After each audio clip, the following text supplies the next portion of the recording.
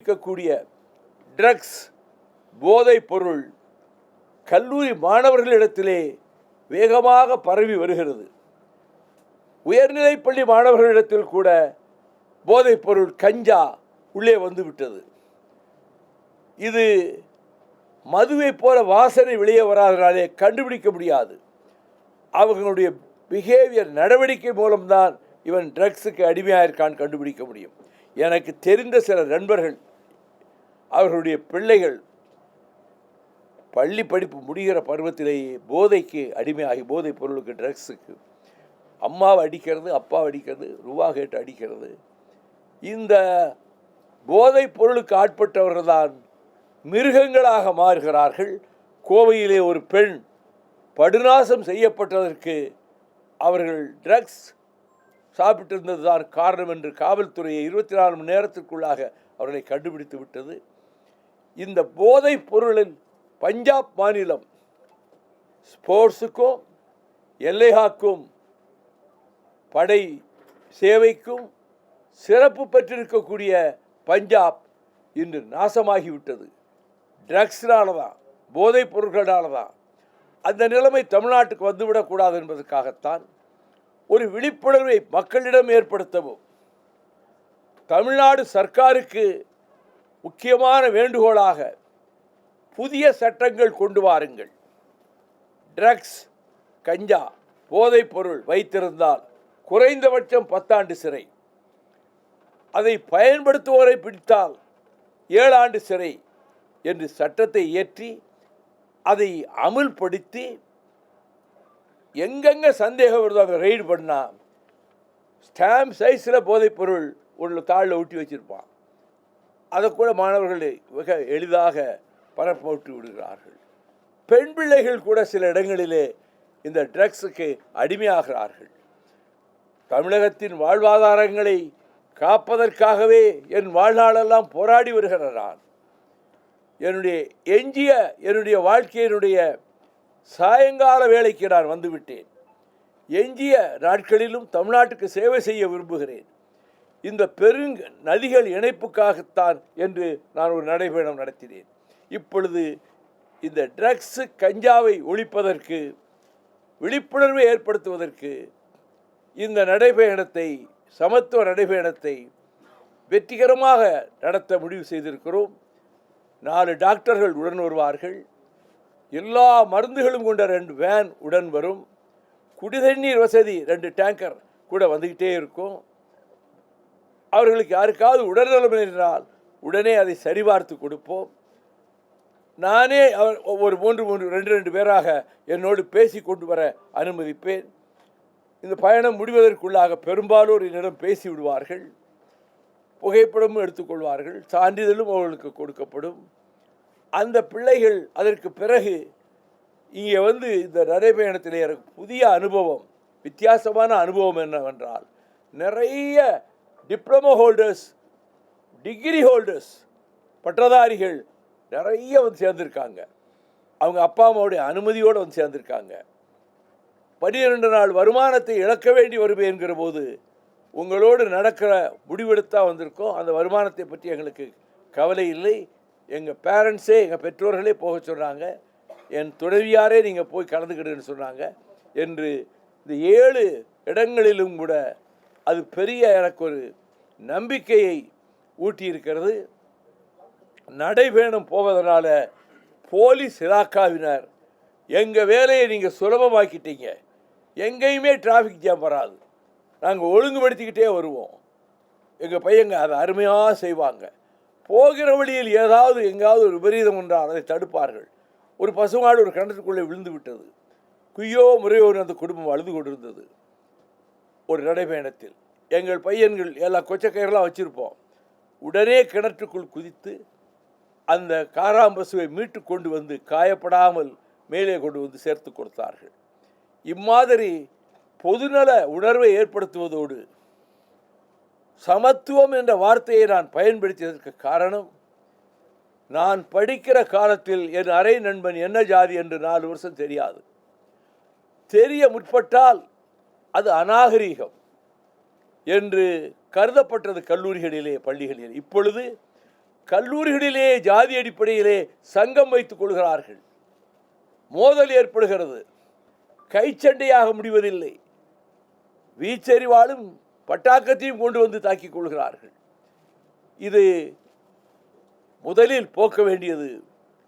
சாதிகள் இல்லையடி பாப்பா, குல தாழ்ச்சி உயர்ச்சி செல்லல் பாவம், யாதும் ஊரே யாவரும் கேளீர், பிறப்புக்கும் எல்லா உயிர்க்கும் என்ற உணர்வை ஊட்டுவோம். சாதி அடிப்படையிலே சங்கம் வைக்கக்கூடாது. சாதி அடிப்படையிலே மோதல் கூடாது.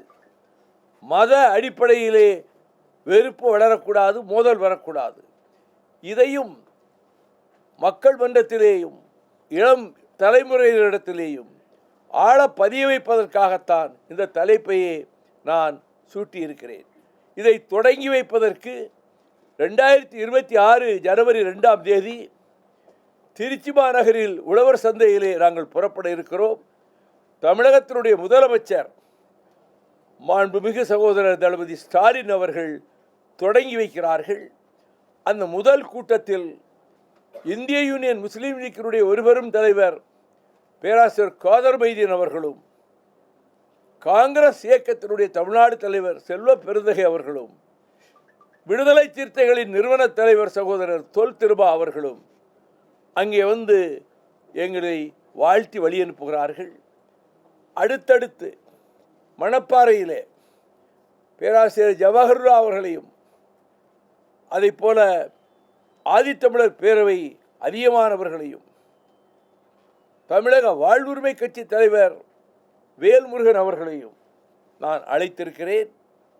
திண்டுக்கல்லில் இந்திய கம்யூனிஸ்ட் கட்சி மாநில செயலாளர் வீரபாண்டியன், மார்க்சிஸ்ட் கம்யூனிஸ்ட் கட்சி மாநில செயலாளர் சண்முகம், அதே போல தந்தை பெரியார் திராவிடர் கழக தலைவர் கோவை ராமகிருஷ்ணன், திராவிடர் விடுதலை கழக தலைவர் கொளத்தூர் மணி அவர்கள், ஆதித்தமிழர் பேரவை தலைவர் அதியமான் அவர்கள், முருகவேல் ராஜன் அவர்கள், நாகை திருவள்ளுவன் தமிழ் புலிகள் கட்சி அவரும் திண்டுக்கல்லிலே வந்து கலந்து கொள்கிறார்கள். கொடை ரோட்டிலும் வாடிப்பட்டியிலும் கூட அன்று இரவு பொதுக்கூட்டங்களுக்கு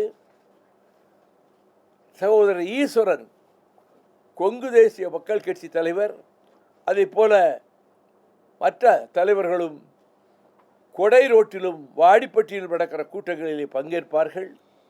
நிறைவு நிகழ்ச்சி ஜனவரி 12ஆம் தேதி கூடல் மாநகரில், மதுரை மாநகரில் ஏற்பாடு செய்யப்பட்டு வருகிறது.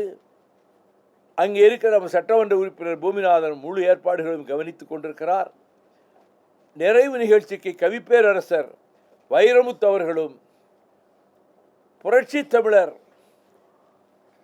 தந்தை பெரியாராகவே தன்னை பாத்திரத்திலே காட்டிக்கொண்டாரே சுயமரியாதை உணர்வு கொண்ட சத்யராஜ் அவர்களும், மே 17 ஒருங்கிணைப்பாளர் திருமுருகன் காந்தி அவர்களும், ஈழ பிரச்சனைகளை திரைப்படங்கள் மூலமாக கொண்டு வந்த இயக்குனர் புயகலேந்தி தங்கராசு அவர்களும், தற்சார்பு விவசாய சங்க தலைவர் ஈரோடு பொன்னையன் அவர்களும் நிறைவு நிகழ்ச்சியிலே வாழ்த்த இருக்கிறார்கள்.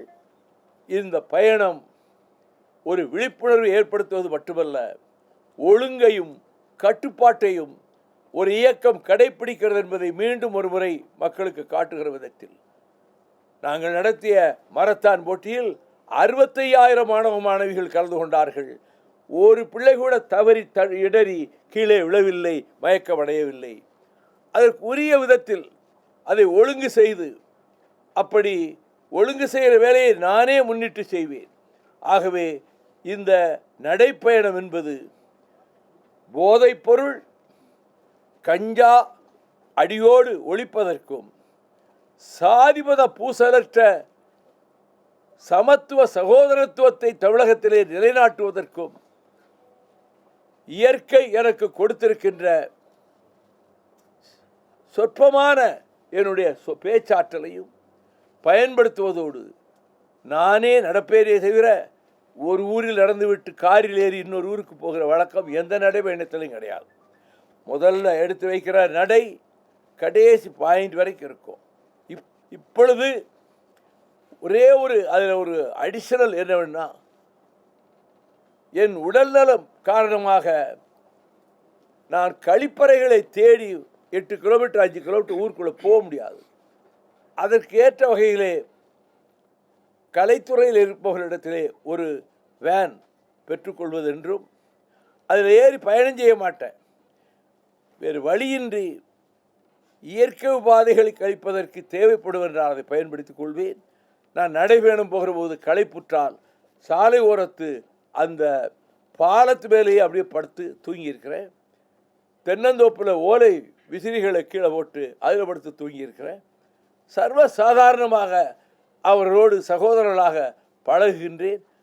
அவர்கள் மெய்மறந்து போகிறார்கள். இந்த இன்டர்வியூக்கு வந்துட்டு போகிற பையங்களே நிறைய பேர் தலைவர்னா என்ன கேட்பாங்கன்னு பயந்துக்கிட்டே வந்தோம். போகவே கூச்சமாக இருந்தது.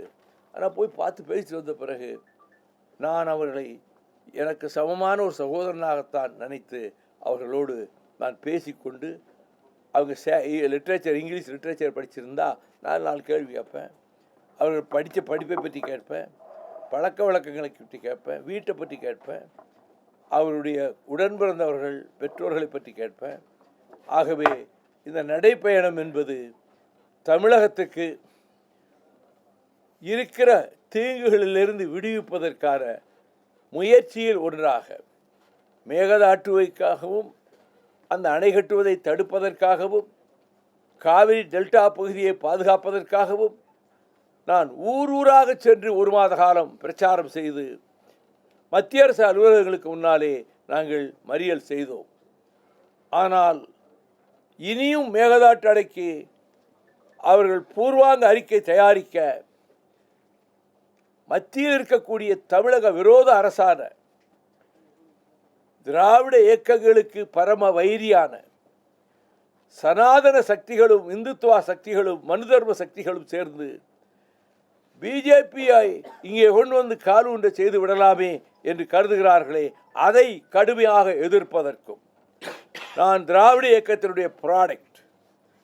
எங்கள் கட்சி a concentrated outfit of Dravidian movement, அடர்த்தியான கொள்கை அடர்த்தியான இயக்கம் என்பதை நாங்கள் எத்தனையோ கட்டங்களிலே நிரூபித்து வந்திருக்கிறோம். அந்த வகையில் இந்த பயணத்தில் இப்பொழுது வருகின்ற இந்த திராவிட இயக்கத்துக்கு எதிரான இந்த இந்துத்துவ சக்திகளை எதிர்த்து என் பேச்சினுடைய நிறைவு பகுதியிலே அந்த கருத்தும் இடம்பெறும். நடைபெற இருக்கிற 2026 சட்டமன்ற தேர்தலில் திராவிட முன்னேற்ற கழகத்தின் தலைமையிலான அணிதான் ஜெயிக்கும். அதற்கு ஆதரவு தர வேண்டும் என்று நான் கேட்பேன். திமுக தனிப்பெரும்பான்மை பெறும். On its own it will get individual absolute majority. சகோதரர் தளபதி ஸ்டாலின் 26க்கு பின்னரும் முதலமைச்சராக அவரே மீண்டும் வருவார் என்ற நிறைந்த நம்பிக்கையோடு, அதற்கு மக்கள் ஏன் ஆதரவளிப்பதற்கு பச்சை குழந்தைகளுக்கும் காலை பசியை போக்குவதற்கு உணவு வழங்குகிறாரே, பெண்கள் பேருந்துகளிலே இலவசமாக பயணிக்க வழி செய்கிறாரே, இந்த திராவிட மாடல் ஆட்சியின் பல்வேறு அம்சங்களை பிற மாநிலங்கள் இப்பொழுது பின்பற்ற ஆரம்பித்திருக்கின்றன. ஆகவே அந்த ஜனநாயக கடமையையும் இம்முறை நான் பிரச்சாரத்தின் இறுதியிலே அதை வலியுறுத்த வேண்டும் என்பதையும் நான் கவனத்தில் கொண்டிருக்கிறேன். எனக்கு மிகுந்த நம்பிக்கை இருக்கிறது. வருகிற இளைஞர்கள், பட்டதாரி இளைஞர்கள் அவ்வளவு ஆர்வத்தோடு வருகிறார்கள். இவர்களை மோல்டு பண்ணணும். அது பண்ணிடுவேன். 11 நாளும் 11 சினிமா சாப்பாட்டுக்கு பிறகு போட போகிறேன். முதல் நாள் உமர் முக்தாரை போடுவேன். அந்த கதையை சொல்லுவேன். 85 வயது கிழவன் மதரசா பள்ளிக்கூடத்திலே பாடம் சொல்லி கொடுத்து கொண்டிருந்த உமர் முக்தார் அந்த இத்தாலிய ஆதிக்கத்திலிருந்து லிபியாவை விடுவிப்பதற்காக எவ்வளவு கடுமையாக போர் புரிந்தான் என்பதையும், ஒரு கட்டத்தில் பாலைவனத்திலே டேங்குகள் எல்லோரும் சூழ்ந்து கொண்ட போது இவர்களால் வெற்றி பெற்று வெளியேற முடியாது. அப்பொழுது தலைமை தளபதி கடைசியில் தன் உயிரை கொடுக்கின்ற காட்சியும், உமர் முக்தாரை கடைசியில் கைது செய்து அறையில் பூட்டி வைத்திருக்கிற போது அந்த தளபதி, இத்தாலிய தளபதி மனிதாபிமானம் கொண்டவர். உங்களுக்கு என்ன வேணும்னு கேட்பான். என் விலங்கை கொஞ்சம் அவுத்து விட்டீங்கன்னா நான் தொழுகை செய்யணும். அவுத்து விடுவாங்க. ஒரு சட்டியில் தண்ணி கொண்டு வந்து தொழுகையை முடிச்சுட்டு மறுநாள் தூக்கு மேடைக்கு கொண்டு போகிறாங்க. பல்லாயிரக்கணக்கான மக்கள் சுற்றி நிற்கிறாங்க. இது கற்பனையில் நடந்தது. அவரை தூக்கிலே போடுகிறார்கள். அப்பொழுது அவர் கையில் வைத்திருந்த மூக்கு கண்ணாடி கீழே விழுந்துவிடும். ஒரு 5 வயது சிறுவன் அந்த மூக்கு கண்ணாடி எடுத்துக்கொண்டு ஓடுவதாக படத்தை முடித்திருப்பார்கள். அடுத்த தலைமுறையும் லிபிய விடுதலைக்கு போராட வேண்டும் என்ற கருத்தை அதிலே வலியுறுத்தியிருப்பான். அதை போலவே நான் ரோமாபுரியிலே எப்படி கிளாடியேட்டர்களை பயன்படுத்தினார்கள், அது எப்படியெல்லாம் வஞ்சகமாக ஒரு மிகப்பெரிய கிளாடியேட்டரை குடும்பத்தை அழித்து அவனையும் அடிமையாக்கி அவனை சீமான்களும் சீமாட்டிகளுமாக வேடிக்கை பார்க்கின்ற கொலைசியத்திலே அவர்களை சண்டையிட செய்வதும், அந்த படத்தையும் நான் போடணுன்றிருக்கேன். ஒரே ஒரு படம், அது இந்தி படமாக இருந்தாலும் அது இளைஞர்களுக்கு தேவை என்பதனால பாக் மில்கா பாக், மில்கா சிங் 4வது இடத்துக்கு வந்தாலும் அதற்கு முந்தைய போட்டிகளில் அவன்தான் உலகத்தின் முதல் இடத்துக்கு வந்த அந்த 100 மீட்டர் 200 மீட்டர் ரேஸில் வந்தவன். அந்த படம் அற்புதமான படம். ஓடு மில்கா ஓடு என்று பாகிஸ்தானிலே சீக்கியர்கள் வெட்டி கொல்லப்பட்ட போது அங்கிருந்த ஊரிலே பிறந்த அவர் பாட்டன் பேர பிள்ளையை அழைத்து ஓடுறா ஓடுறா என்று சொல்வதையே தலைப்பாக வச்சுருப்பாங்க. அது ரொம்ப அற்புதமான படம். அவன் 4வது இடத்துக்கு வந்ததுனால முகத்தை ஒரு பக்கம் திரும்பினதுனால 4வது இடத்துக்கு வந்தான். அதுக்கு முந்தி ஃபஸ்ட் பிளேஸில் இருந்தவன். பாகிஸ்தானில் அவரை போலவே ஓடக்கூடிய ஒரு விளையாட்டு ஓட்டக்காரன் இருந்தான். பாகிஸ்தானில் டோர்னமெண்ட்டு இந்தியா கலந்துக்கிட்டுன்னு சொன்னப்போ இவன் மாட்டேன்ட்டான். மில்கா சிங் நான் போக மாட்டேன்ட்டான். ஏன்னா அவன் தாத்தா பாட்டி எல்லாரையும் வெட்டி கொண்டதை கண்ணால் சின்ன பிள்ளையில் பார்த்தவன். பண்டித நேரு 2 முக்கிய அதிகாரிகளை அவன் ஊருக்கே அனுப்பி மில்கா சிங்கை வீட்டுக்கு கூட்டி வர செய்து, இந்த நாட்டின் கௌரவத்தை காப்பாற்ற நீ பாகிஸ்தானில் போய் ஓட்டப்பந்தயத்தில் கலந்து கொள்ள வேண்டும் என்று நேரு சொல்வார். அதன்படி செல்வான். அந்த தடத்தில் நிற்கும் போது அந்த பாகிஸ்தான் வீரனும் நல்ல ஓட்டக்காரன், ஈக்குவலாக ஓடுவான். நிற்கிறார்கள். முதல் என்டையர் அரங்கம் பாகிஸ்தானியர்கள் அவனுக்கு சப்போர்ட்டா ஒரே கைதட்டு அவன் பேரை சொல்லி ஓட்டம் ஆரம்பித்தது. முதல் 5 அடி வரை சமமாக ஓடிக்கொண்டிருந்தார்கள். ஒரு செகண்ட் 2-3 செகண்ட்ஸ். அதன் பிறகு ரெக்கை கட்டி கொண்டு பறப்பதைப் போல 10 அடி தூரத்துக்கு அவனை பின்னாலே தள்ளிவிட்டு மில்கா சிங் முதலிடத்தில் வெற்றி பெற்றார். சுற்றியிருந்து பார்த்து கொண்டிருந்தவர்களில் பாகிஸ்தான் அதிபர் இராணுவ தளபதி அயூப் கான், மிலிட்ரி மார்ஷல், அவர் பாதி தூரம் ஓடி வரும்போதே எந்திரிச்சு நின்று மில்கா மில்கான்னு சொல்லி கைதட்டுவார். இது உண்மையாக நடந்தது. முடிஞ்சு வந்த உடனே உன் பேர் இனிமேல் மில்கா சிங் இல்லை, ஃப்ளையிங் சிங்னு சொன்னார். அந்த இது உண்மை சம்பவம். அந்த படத்தை கூட போடுறது ஒரு மோட்டிவேட் பண்ணுறதுக்காகத்தான். அதை போலவே வீரபாண்டிய கட்டபொம்மனையும் சிவகங்கை சீமையையும் வீர உணர்ச்சியை ஊட்டுவதற்காகவும், பராசக்தி மனோகராவை சமூகத்திலே புரட்சி ஏற்படுத்துவதற்காகவும், நாடோடி மன்னனையும் தாய்க்கு பின் தாரத்தையும் அது வரக்கூடிய அற்புதமான கருத்துக்களுக்காகவும் வீர விளையாட்டுகளுக்காகவும் என்று ஒரு 11 படம் செலக்ட் பண்ணிக்க. டெய்லி இரவு நேரத்தில் அதுக்கு எல்இடி ஸ்க்ரீன் எல்லாம் வச்சு போடுவோம். காலையில் வெயில் ரொம்ப அதிகமாக முன்னாடியே 8:30 புறப்பட்டா தான் ஓரளவு ரொம்ப வெயில் உள்ள ஒரு அளவுக்கு போயிட்டு பிறகு இடையில் ஒரு கேப் விட்டுட்டு பிறகு சாயங்காலம் மீண்டும் தொடர்ந்து இந்த 12ஆம் தேதி முற்றுப்பெறுகிற இந்த பயணம் வெற்றி பெறும் என்று நம்புவதற்கு காரணம், இந்த போன 7 மண்டலத்திலும் ஏராளமான நிருபர்கள் வந்திருந்தார்கள், புகைப்பட கலைஞர்கள், தொலைக்காட்சி ஊடகங்கள் வந்திருந்தன. நான் எல்லா இடத்துலையும் விரிவாக சொன்னேன். ஆனால் பொதுவான ஒரு போக்கு எப்படி இருக்குன்னா, வில்லங்கமான விவகாரங்களை, தேவையில்லாத விவகாரங்களை அலசி ஆராய்ச்சி இந்த வாதங்கள், மாலை நேரத்து இரவு நேரத்து வாதங்கள் இருக்கு, அதில் தேவையில்லாத பிரச்சனையை கூட எடுத்து திரும்ப திரும்ப திரும்ப தொலைக்காட்சிகள் அதை காட்டுகின்றன. அது அவர்கள் உரிமை.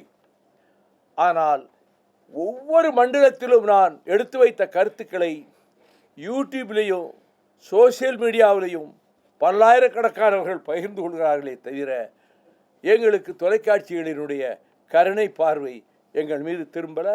அதை பற்றி இதுக்கு முன்னாடி நடைபெறும் போகிறப்பெல்லாம் டிவியும் கிடையாது, ஒன்றும் கிடையாது, மக்கள்கிட்ட கொண்டு போய் சேர்க்கிற சாதனம் கிடையாது. ஆனால் இப்பொழுது கொண்டு போய் சேர்க்க முடியும்.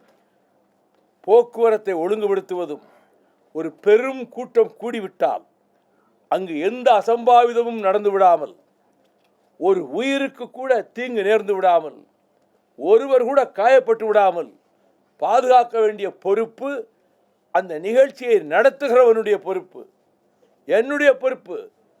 ஒரு சின்ன அசம்பாவிதம் கூட வரக்கூடாது. ஒருவன் கூட இடிபட்டு மிதிபட்டு கீழே விழுந்தான்னு வரக்கூடாது. இது பொதுமக்கள் அல்லது பார்வையிட வருகிறவர்கள் பெருமளவில் வெள்ளமென கூடுகிற போது அவர்களை பாதுகாக்க வேண்டிய பொறுப்பு அந்த நிகழ்ச்சியை நடத்துகின்ற அந்த தலைவருக்குத்தான் உண்டு. அவர்தான் அந்த கடமை உணர்வோடு இருக்கணும், குற்ற உணர்ச்சி இருக்கணும். அணுவளவு குற்ற உணர்ச்சியும் இல்லாமல் சம்பவத்திலே 43 பேர் இறந்து போனார்கள் என்றாலும் அதை பற்றி கெஞ்சிற்றும் கவலைப்படாமல், அணுவளவும் குற்ற உணர்ச்சி இல்லாமல் சென்னைக்கே விரைந்து ஓடி வந்துவிட்டு மறுநாளாவது போய் பார்த்தார்களா என்றால் இல்லை. 1.5 மாதம் கழித்து இளவு வீட்டுக்கு துக்கம் கேட்டு போகிறது அந்த வீட்டுக்கு தான் போகணும். நான் 1 மாதம் கழிச்சு எங்கள் ஊருக்கு போனாலும் எத்தனை வீட்டில் துக்கம் நடந்திருக்கோ அந்த வீடுகளுக்கு போய் நேராக போய் தான் துக்கம் கேட்கணும். வீட்டுக்கு வரவழைச்சு கேட்கக்கூடாது. அவையெல்லாம் படித்து கொள்ள வேண்டிய பொது வாழ்வில் பாலபாடங்கள், அரிச்சுவடி. அதை பின்பற்ற வேண்டும். நான் யாரையும் குறை சொல்வதற்காக அல்ல. ஒரு சம்பவம் நடந்து 42 பேருக்கு மேலே 40 பேருக்கு மேலே உயிரிழந்தார்கள். நாடே பதறி போய்விட்டதுங்கிற போது இப்படி பெரும் கூடுகிற இடத்தில் காவல்துறைக்கு அவர் பாராட்டும் நன்றியும் சொன்னார். ஆனால் தன் கடமையில் அவர் தவறிவிட்டார்.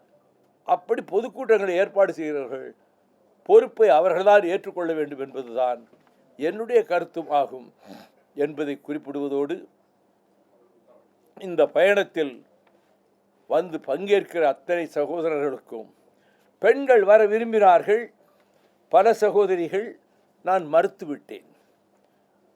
ஏனென்றால் அதிலே சில சிரமங்கள் இருக்கின்றன. அவர்களுக்கு அப்படி சங்கடப்படுத்த நான் விரும்பவில்லை. அதனால் நீங்கள் சாலை ஓரத்திலிருந்து வாழ்த்தி அனுப்பினா போதுமா, நீங்கள் பயணத்தில் வேண்டான்னு சொல்லிட்டேன். பெரும்பாலும் மாணவர்கள், இளைஞர்கள் நிரம்ப இதில் சேர்ந்திருக்காங்க.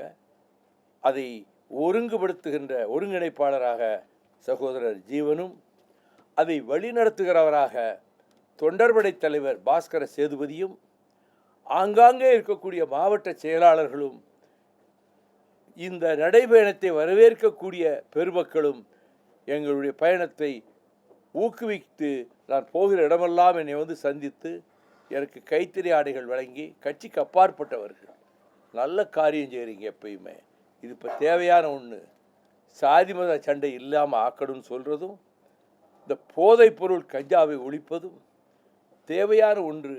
அதை நீங்கள் அதை முன்னெடுத்து அதை குறிக்கோளாக வைத்து போகிறீங்க என்று என்னை மனதார மெச்சி பாராட்டியிருக்கிறார்கள். அதிலே நான் ஊக்கமடைந்திருக்கிறேன்.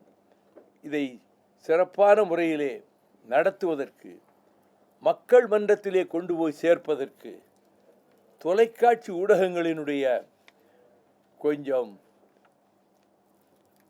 கரிசனம் தேவை. அவர்கள் இதை மக்களிடத்திலே கொண்டு போய் சேர்க்கட்டும். நான் அரசியலை பேசுவதை கூட அவர்கள் தவிர்க்க நினைத்தால் அது அவர்கள் விருப்பம். ஆனால் மற்ற கருத்துக்கள் தமிழகத்தின் கோடானு கோடி மக்களுக்கு போய் சேர வேண்டியது. நான் பிறந்த பொன்னாடு, உலகிலேயே பழமையான நாகரீகம் வளர்ந்த புண்ணிய பூமி. தந்தை பெரியார், பேரறிஞர் அண்ணா போன்ற மாபெரும் தலைவர்கள், நாயரும் நடேசனாரும் தியாகராயரும் அமைத்த அடித்தளத்தில் அவர்களோடு முத்தமிழ் அறிஞர் கலைஞரும் சேர்ந்து எழுப்பிய திராவிட இயக்க கோட்டை எத்தனையோ லட்சம் பேர் சிறைச்சாலைகளுக்கு சென்று உயிர்களை கொடுத்து உதிரம் சிந்தி கட்டி எழுப்பப்பட்ட எக்கை காட்டிலும் வலிமையான கோட்டைதான் திராவிட இயக்க கோட்டை. அதில் 61 ஆண்டுகள் எனக்கு கழிந்து விட்டன. திராவிட முன்னேற்ற கழகத்திலே 30 ஆண்டுகள், 26 முறை சிறைவாசம். அதன் பின்னர் மறுமலர்ச்சி திமுகவிலே 31 வருடம், இதிலே 3 வருடம் மொத்தம் சிறைவாசம். நான் 7.5 ஆண்டுகள் சிறையில் இருந்திருக்கிறேன். நான் நேர்மையாக வாழ்கிறேன். என் மனச்சாட்சி தூய்மையாக இருக்கிறது. நாணயமாக வாழ்கிறேன். என் உள்ளம் பரிசுத்தமாக இருக்கிறது. இந்த கரங்கள் கரைபடியாதவை என்பதை ஊர் அறியும், உலகறியும், நாடறியும், நல்லோர் அறிவர், நடுநிலையாளர் அறிவர். நான் எந்த கட்டத்திலும் செல்வமும் செல்வாக்கமும் நிறைந்த ஒரு அரண்மனை போன்ற மாளிகையில் சின்னஞ்சிறு பிள்ளையிலேயே கட்டுப்பாடாக வளர்க்கப்பட்டு 8 வயதிலே மகாத்மா காந்தி பேரன் பேசுகிற மேடையிலே ஆசிரியர்களால் பயிற்றுவிக்கப்பட்டு ஒலிபெருக்கிக்கு முன்னால் கையில் துண்டு தாள் இல்லாமல் பேச ஆரம்பித்து அதற்கு பிறகு எம்ஏ எக்கனாமிக்ஸ் பிரசிடென்சி காலேஜில் வந்தப்போ அண்ணாவுக்கு முன்னால் போய் இந்திய ஆதிக்கத்தை பற்றி எதிர்த்து பேசினேன். அவரால் பாராட்டப்பட்டேன். அதிலிருந்து இந்த 61 ஆண்டுகளும் திராவிட இயக்கத்துக்காகவே கழிந்து விட்டன. மன நிறைவோடும் நிம்மதியோடும் இருக்கிறேன். காரணம், எங்கும் தலை நிமிர்ந்து நானும் என் சகாக்களும் ரைசிங் தர் ஹெட் ஹை, தலை நிமிர்ந்து சொல்ல முடியும். ஊசிமுனை அளவு குற்றச்சாட்டுக்கும் நாங்கள் ஆளானதில்லை. கோடி கோடியாக கொண்டு வந்து கொட்டி குவித்திருப்பான் அனில் அகர்வால், ஸ்டெர்லைட் உரிமையாளர். என்னை சந்திக்க படாத பாடுபட்டான். அட்டர்னி ஜெனரலையே தூது அனுப்பினான். ஒரு நிமிடம் பார்க்க மாட்டேன் என்று சொன்னவன் நான்.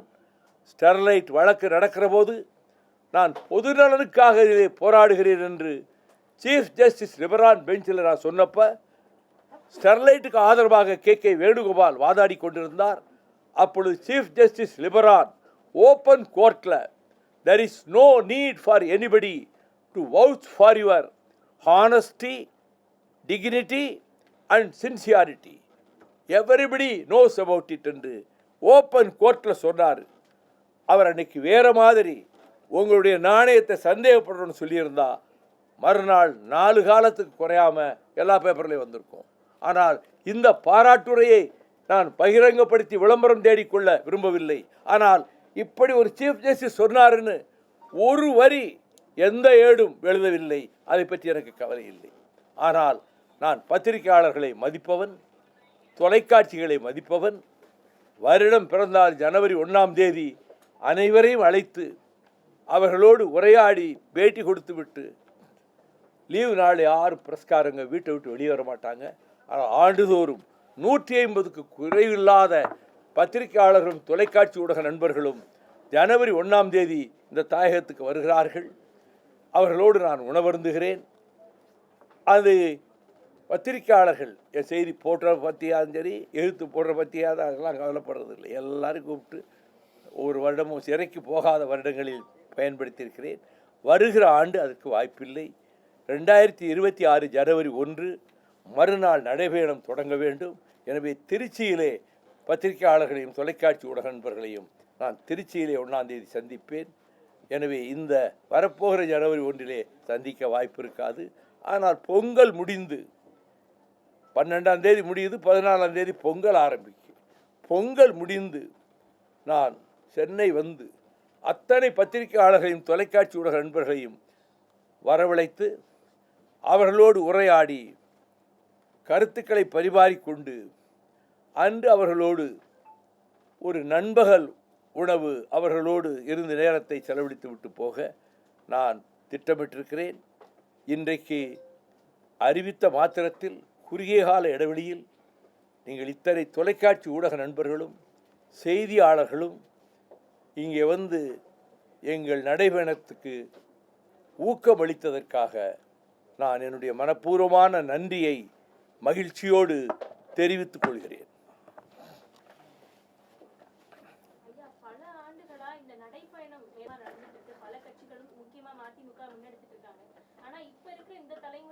எந்தெந்த கட்சிகள் தொடர் நடைபயணம் விடாமல் நடந்திருக்கு? ஒரு கட்சி பேரை சொல்லுங்க, ஒரு கட்சி பேரை சொல்லுங்க. நடக்க ஆரம்பித்து கடைசி பாயிண்ட் வரைக்கும் நடந்த ஒரு கட்சி பேரை, ஒரு கட்சி தலைவர் பேரை சொல்லுங்க. பல கட்சிகள் சொன்னீங்களே, எந்த கட்சி நடந்திருக்கு? இடைவிடாமல் பாதியில் காரில் போயிட்டு ஊர் எல்லைக்குள்ளே நுழைஞ்சு நடக்கிற நடைபயணம் இல்லை. தொடக்கத்திலிருந்து கடைசி வரைக்கும் வாகனத்தில் ஏறாமல் நடந்த ஒரு நடைபயணம் யாராவது நடத்தியிருக்காங்களான்னு சொல்லுங்க. நான் தற்பெருமைக்காக சொல்லலை, நீங்கள் பல கட்சிகள்னு சொன்னதுனால இந்த பதிலை சொல்கிறேன்.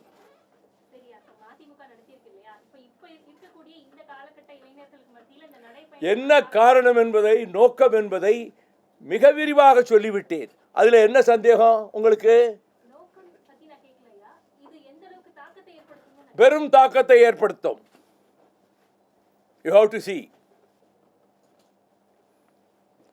மது விலக்கு சொன்னீங்க, மதுவுக்கு எதிராக போராட்டம் சொன்னோம்.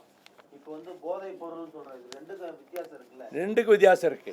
மது அருந்தியவர்களை அவன் வர்ற வாசனையிலேயே கண்டுபிடிக்கலாம்.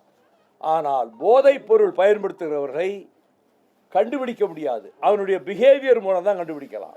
உங்க போராட்டம் எதை நோக்கி போகுதுன்னு சொல்றேன். போதைப் பொருளும் கஞ்சாவும் அடியோடு தமிழகத்திலே இருந்து முற்றாக ஒழிக்கப்பட வேண்டும்.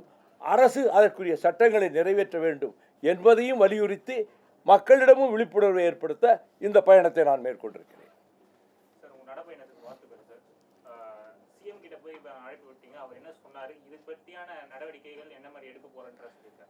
தொடங்கி வைக்க அழைத்தேன். முதலமைச்சர் பெருந்தன்மையோடு நான் வந்து திருச்சியில் தொடங்கி வைக்கிறேன் என்று சொல்லியிருக்கிறார். அவருக்கு மிக்க நன்றி. நயினா நாகேந்திரன் அவர் வந்து தொடர்ந்து போதைப் பொருளை பயன்படுத்துறதுனால கொள்ளை நடந்துட்டு இருக்கு, முதலமைச்சருடைய இரும்புக்காரங்கள் துரும்பூச்சி போயிடுச்சான்னு நயினா நாகேந்திரன் திசை மாறிய பறவையாக நல்ல நண்பர்.